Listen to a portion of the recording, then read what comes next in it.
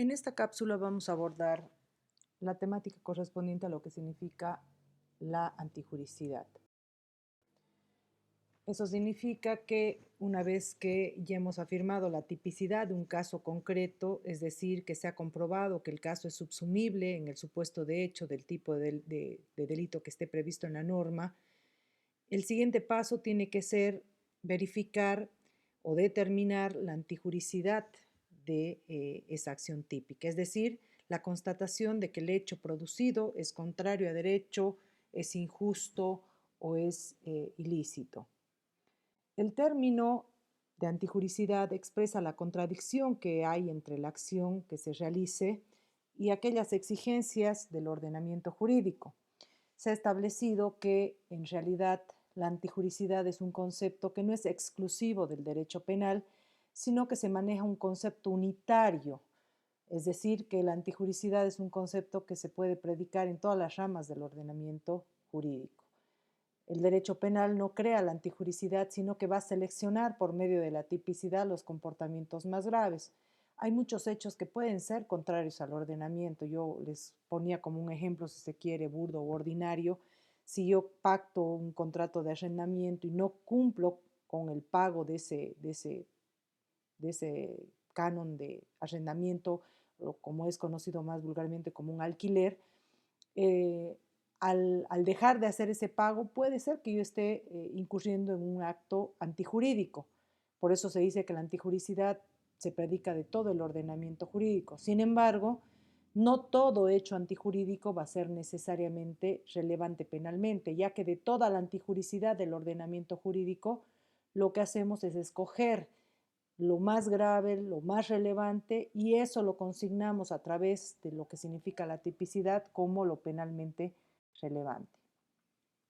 Como decíamos en la cápsula anterior, generalmente o normalmente la realización de un hecho típico va a generar una sospecha de antijuricidad. Por eso es de que señalábamos nosotros de que en realidad la tipicidad genera ya una presunción o un indicio de antijuricidad. Pero esa presunción puede ser desvirtuada si es que concurre una causa de justificación. Por eso es que también algunos autores establecen de que cuando se analiza la antijuricidad en ese análisis sistemático de lo que son los elementos del delito, el juicio de antijuricidad es en realidad un juicio negativo, ya que se funda sobre todo en realizar un análisis de los elementos negativos, es decir, si es que concurren algunos elementos negativos, como puedan ser las causas de justificación. La función del juicio de antijuricidad, por eso les decía, se va a reducir a una constatación negativa de la misma, es decir, determinar si concurre o no alguna causa de justificación. Cuando se realiza el juicio de antijuricidad tiene que recaer, si se quiere, en lo que significa la lesión o al menos la puesta en peligro del bien jurídico protegido. A esto se denomina el desvalor del resultado.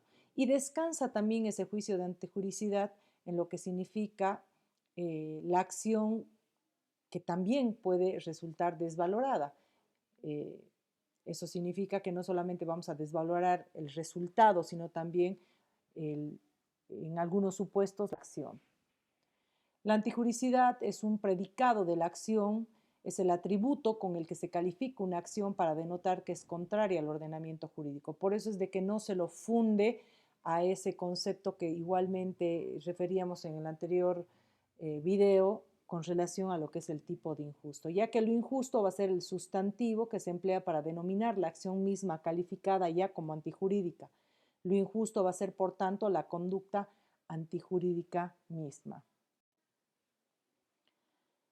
Se utiliza entonces el tipo de injusto para calificar aquellas acciones antijurídicas subsumibles como típicas en el supuesto de hecho de una norma penal y también para delimitar el comportamiento típicamente relevante sobre el que ha de recaer el juicio de antijuricidad. Adicionalmente, en la antijuricidad importa que podamos distinguir la antijuricidad formal de la material. La antijuricidad formal de inicio va a ser esa simple contradicción entre lo que pueda significar una acción y el ordenamiento jurídico. Sin embargo, tal constatación no es suficiente para que esa acción típica y antijurídica sea realmente relevante a efectos penales, sino que se ha establecido mayoritariamente que la antijuricidad debe trascender en la ofensa o al menos la puesta en peligro del bien jurídico protegido. Y es a esa antijuricidad, que es la material, la que va a resultar penalmente relevante. La antijuricidad formal y material no son sino aspectos del mismo fenómeno, y la esencia de la antijuricidad es por consiguiente la ofensa a un bien jurídico protegido por la norma que infringe con la realización de esa acción. Si ustedes han leído el texto de Francisco Muñoz Conde, él consigna como ejemplo, para que ustedes puedan comprender un poco mejor, que la antijuricidad formal, como esa mera contradicción que va a existir entre el hecho y la norma, eh, no es suficiente. Y él consigna, por ejemplo, si yo mmm, en un papel pongo el autógrafo, no sé, de mi artista favorito, supongamos, no sé, pues Luis Miguel. Entonces yo voy donde mis amigas y les digo, miren, aquí tengo el autógrafo de Luis Miguel, lo hago por un simple pasatiempo. Eso puede ser conceptuado como un hecho, si se quiere, típico antijurídico, pero es una antijuricidad formal que en realidad no va a trascender ni en la lesión ni en la puesta en peligro del bien jurídico tutelado, que va a ser la fe pública o la seguridad en el tráfico jurídico. Entonces, por eso es de que sostienen de que lo que realmente debe trascender, lo que realmente es importante para el derecho penal es la antijuricidad material. En cuanto a lo que significan los conceptos de lo que significa la lesión o el peligro a la lesión del bien jurídico protegido, estos son unos conceptos que se manejan y que son conceptos normativos. Por ejemplo, con relación a la lesión, este concepto normativo no solo va a entender la destrucción o el daño del objeto, sino también las ofensas que se puedan inferir a bienes jurídicos de tipo ideal que no van a tener un sustrato material. ¿A qué me refiero? En los delitos de daño, por ejemplo, en el homicidio, si yo mato a alguien, lógicamente va a trascender ese daño en lo físico. Sin embargo, la lesión al bien jurídico protegido no solamente importa ese tipo de lesión material, sino también las ofensas inferidas a bienes jurídicos que no tienen ese sustrato material, como por ejemplo el honor. Cuando se conculca o se realiza una lesión al honor a través de lo que pueda significar una injuria, una difamación o una calumnia, en realidad se genera una lesión al bien honor, pero este bien honor no tiene un sustrato material. La puesta en peligro también es un concepto normativo. Descansa en un juicio de probabilidad de que un determinado bien pueda ser lesionado por el comportamiento realizado, aunque después esa lesión de hecho no se produzca. Por eso es de que es un juicio ex ante que hace el juez, que se sitúa en el momento en el que se haya realizado la acción. Para esto es necesario que él conozca la situación de hecho y las leyes de la naturaleza y la experiencia para que pueda verificar si realmente se ha generado esa puesta en peligro.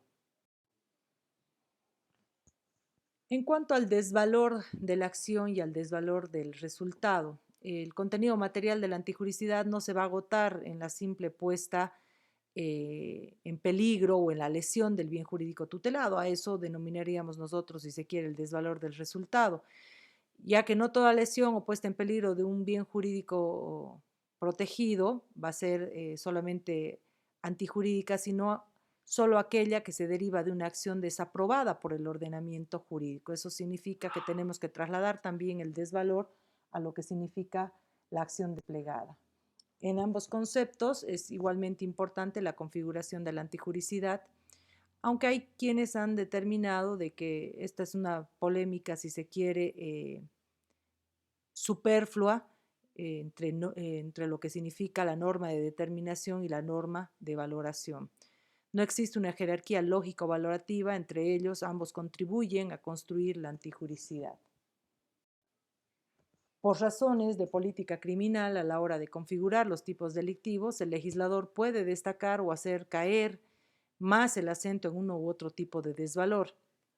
En el derecho penal tradicional, por influencia de la responsabilidad objetiva, se hacía caer, si se quiere, el acento en lo que es el desvalor del resultado.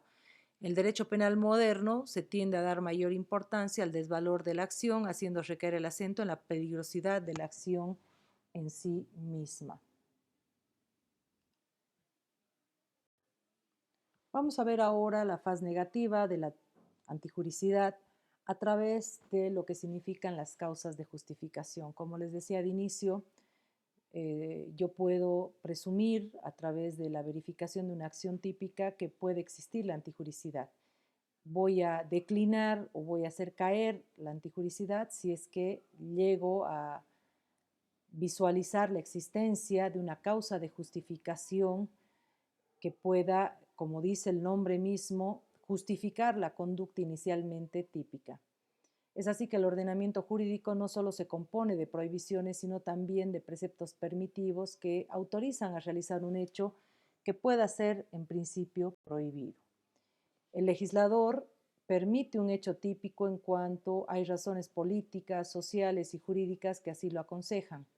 En estos casos, al indicio de la antijuricidad que supone la tipicidad queda desvirtuado por la presencia de una causa de justificación. Esto es, que va a convertir el hecho en lícito.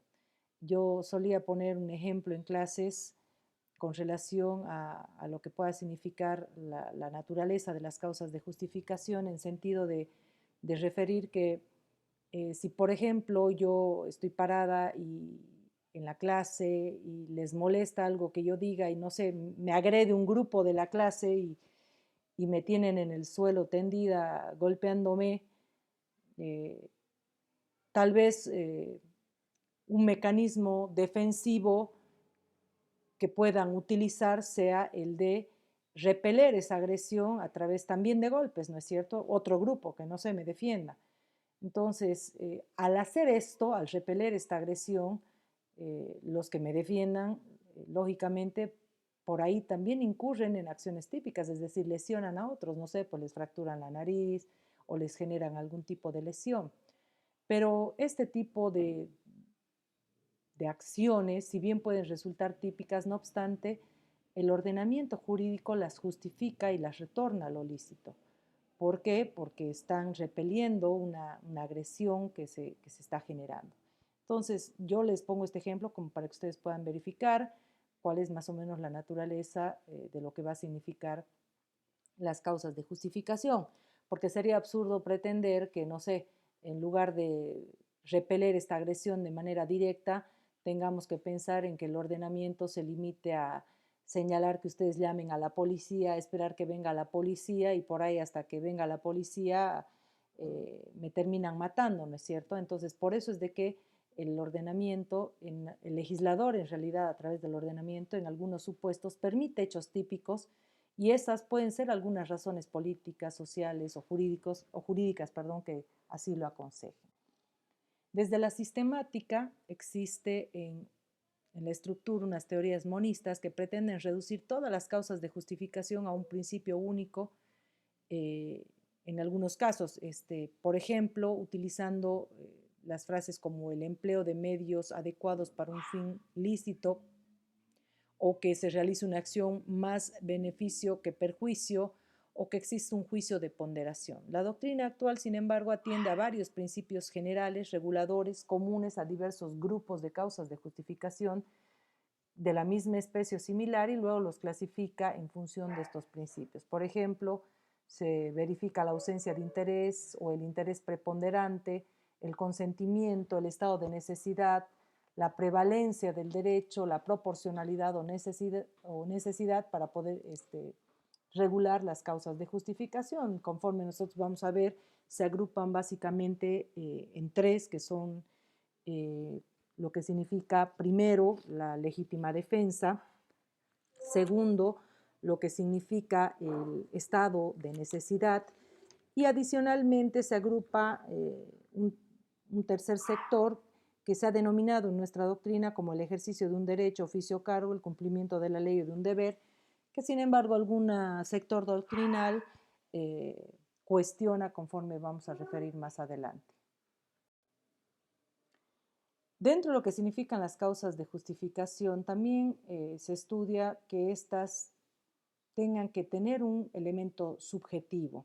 Esto significa que para justificar una acción típica no basta con que se dé objetivamente la situación justificante, sino que es preciso además que el autor conozca esa situación e incluso cuando así se exija que tenga las tendencias subjetivas especiales que exige la ley para justificar su acción. En el ejemplo que yo les consignaba, el grupo que me vaya a defender tiene que saber que está haciendo eso defendiendo precisamente a mi persona, ¿no es cierto? Sabe que eventualmente va a agredir al grupo que a su vez de manera injusta me agrede, pero está repeliendo esa agresión conociendo de la misma. Para la justificación de una acción no es suficiente que el autor alcance un resultado objetivamente lícito, sino que es preciso, además, que haya actuado acogiendo en su voluntad la consecución de ese resultado. No exige que los móviles del que actúa justificadamente sean valiosos, sino simplemente que el autor sepa y tenga la voluntad de actuar de un modo autorizado. No se trata de valorar los motivos o intenciones últimas del acusado, sino de probar simplemente que conoce la situación objetiva justificante y que actúa voluntariamente dentro de los límites autorizados. Puede ocurrir también que se genere un error en las causas de justificación, ya sea por falta del elemento subjetivo, es decir, el autor no quiere actuar conforme a derecho, pero su acto causa un resultado objetivamente lícito, o por falta del elemento objetivo, el sujeto quería actuar conforme a derecho, pero el acto se produjo o que produjo no está objetivamente autorizado por el derecho. También existen diferentes clases de error en lo que significa las causas de justificación. Por ejemplo, el error en los presupuestos objetivos de las causas de justificación, el error sobre los límites y sobre la propia existencia de la causa de justificación y el tratamiento de la ausencia del presupuesto subjetivo de la causa de justificación. En el primer supuesto, por ejemplo, el sujeto creía en la existencia de un hecho que de haberse dado realmente hubiera justificado su acción. Por ejemplo, el autor disparó porque creía erróneamente que la víctima iba a dispararle. Aquí se pondera, si se quiere, un criterio de lo razonable para delimitar la justificación real de lo que significaría la putativa.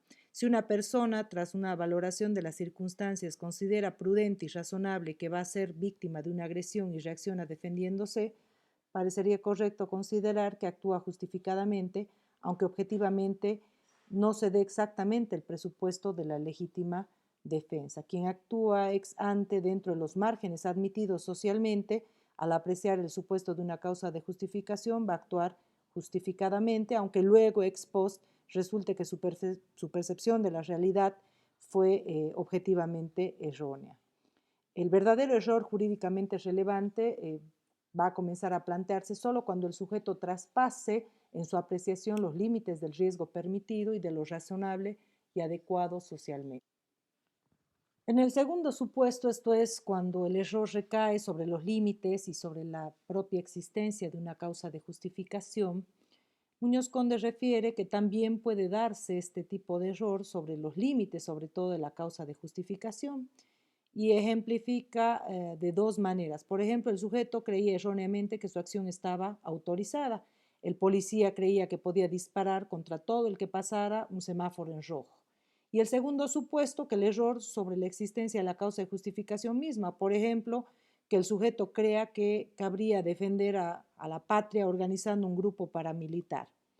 Ninguno de los dos casos de error va a suponer el elemento objetivo de la causa de justificación y el hecho va a ser antijurídico. Pero tal vez va a afectar este error en lo que signifique, conforme vamos a ver más adelante, un error de prohibición que afecta ya lo que significa la culpabilidad.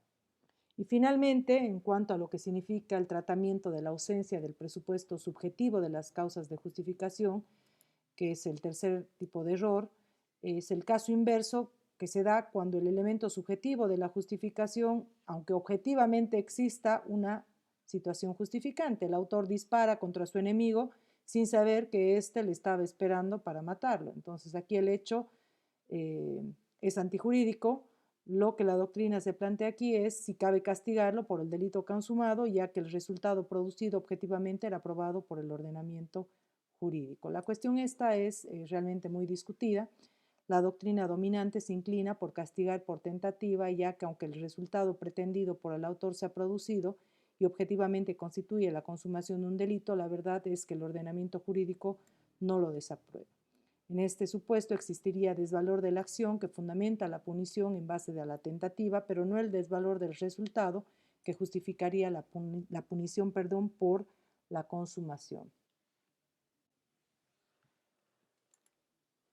Así también, a tiempo de dar estos criterios, si se quiere, generales con relación a las causas de justificación, porque más adelante vamos a verlas en particular, es decir, señalando cada una de ellas, es necesario también establecer que las causas de justificación pueden graduar, es decir, pueden verificarse de manera completa o de manera incompleta. Las causas de exclusión de la antijuricidad solo excluyen esta cuando se dan completas o completos, perdón, todos sus elementos. La ausencia de algún elemento o el exceso en el ejercicio de la causa de justificación pueden incidir atenuando el juicio de la pena, ya sea porque se disminuye el desvalor de la acción o se disminuye el desvalor del resultado. Eso significa que si se verifican todos los presupuestos en cada una de las causas de justificación de manera, si se quiere, correcta, va a excluir la antijuricidad. Pero si se dieran excesos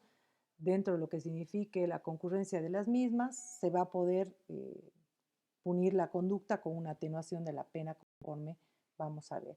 Desde esa perspectiva ahora corresponde que podamos analizar las causas de justificación en particular. Les decía que en nuestro ordenamiento se agrupan en tres, que son precisamente las primeras tres que están en la diapositiva, que son la legítima defensa, el estado de necesidad y el cumplimiento del deber o el ejercicio legítimo de un derecho, oficio o cargo. Estas están establecidas en los artículos 11 y 12 del Código Penal.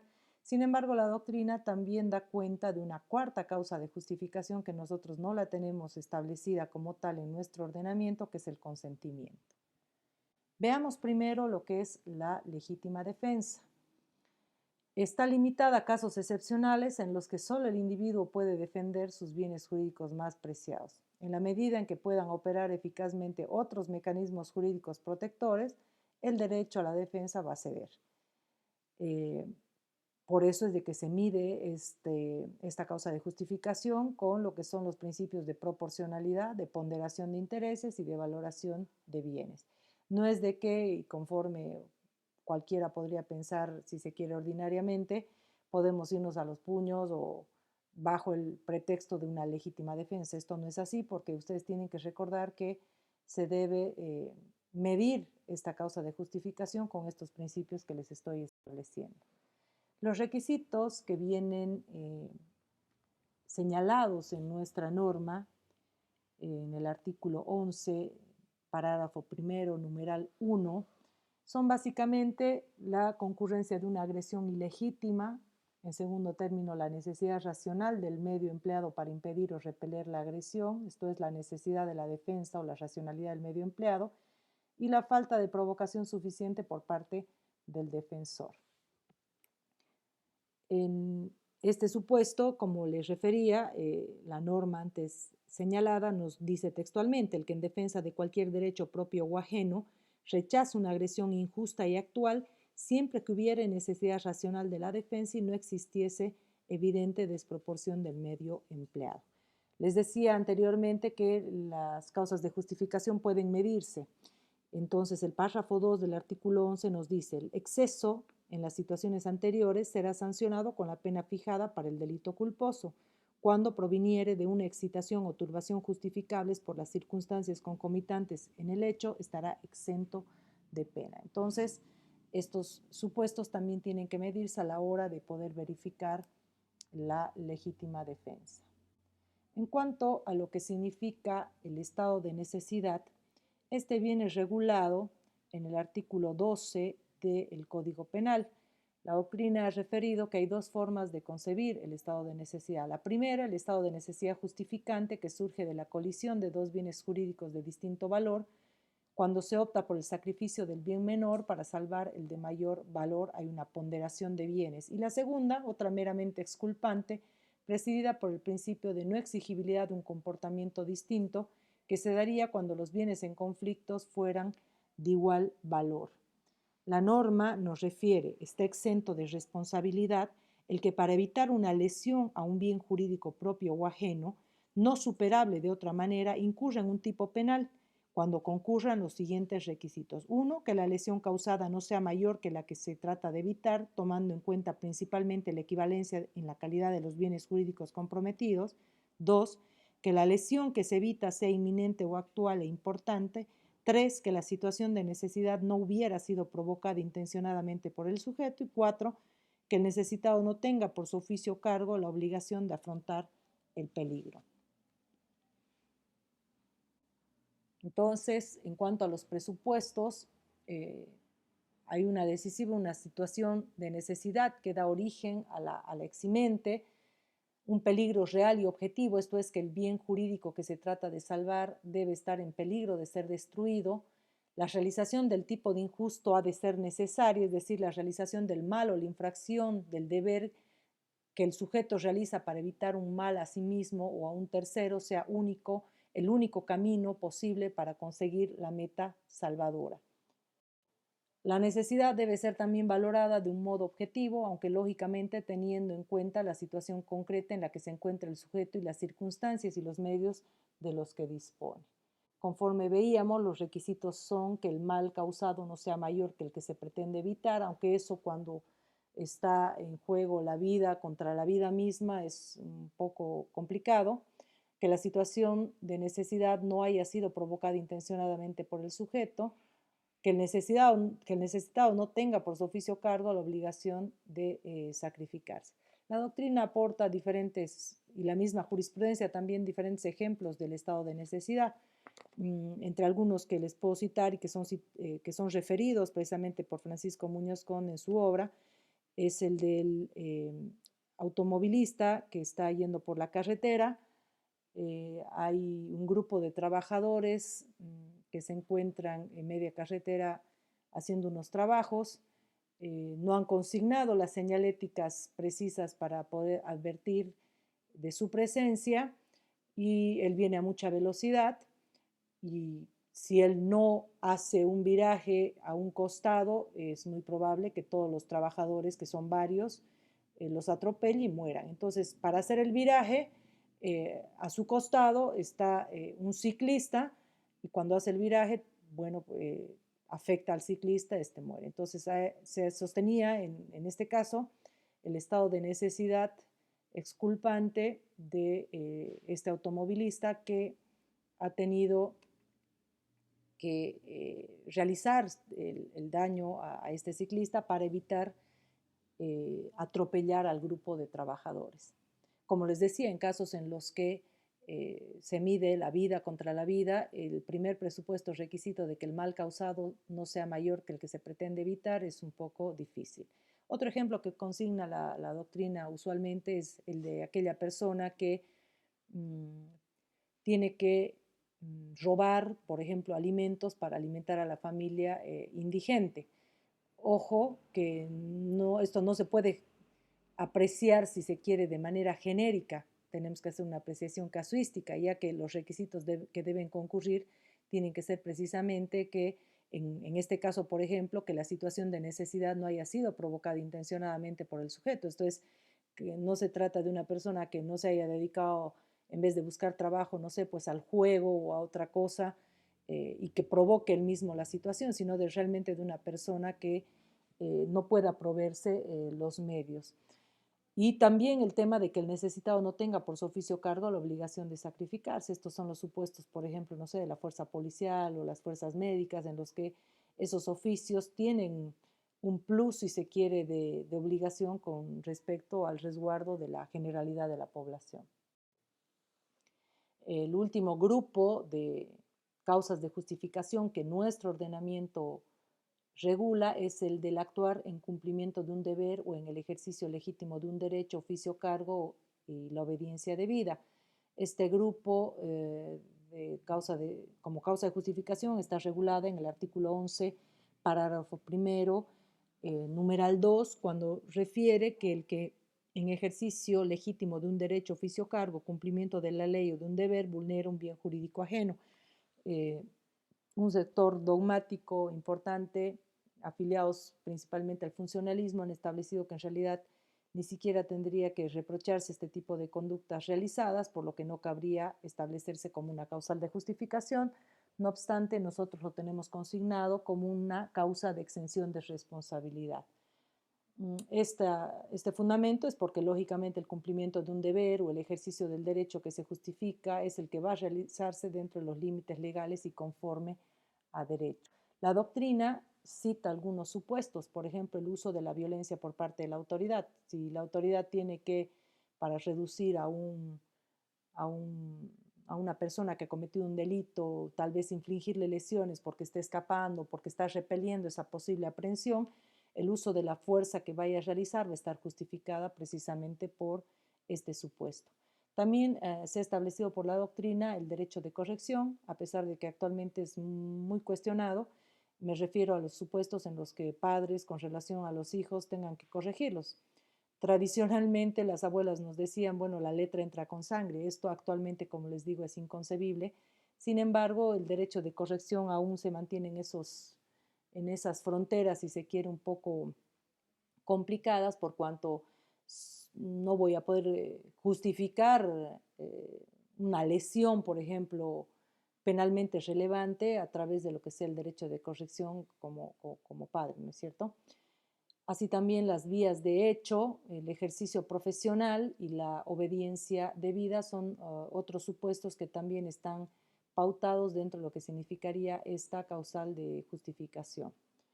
Les decía de que al margen de estas de estos tres grupos que están sí regulados en los artículos 11 y 12 de nuestro Código Penal, la doctrina además ha establecido como un cuarto grupo que no está regulado, reitero, en la legislación boliviana, el consentimiento. No está regulada como una causal de justificación, ojo, porque procesalmente el consentimiento puede provocar en algún tipo de delitos que la acción penal se extinga, pero eso tiene un contenido procesal absolutamente diferente al dogmático que estamos analizando.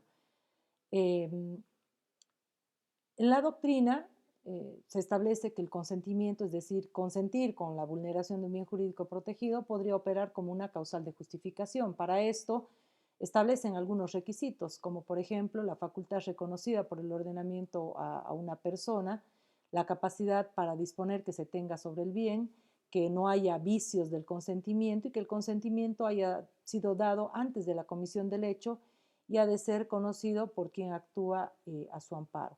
Ya les decía, por ejemplo, en temas vinculados a lo que pueda significar la disponibilidad del bien, esto podría tal vez analizarse, ya sea con bienes de entidad patrimonial o hablemos, no sé, en algunos supuestos que también pueden ser un poco complicados como de índole sexual.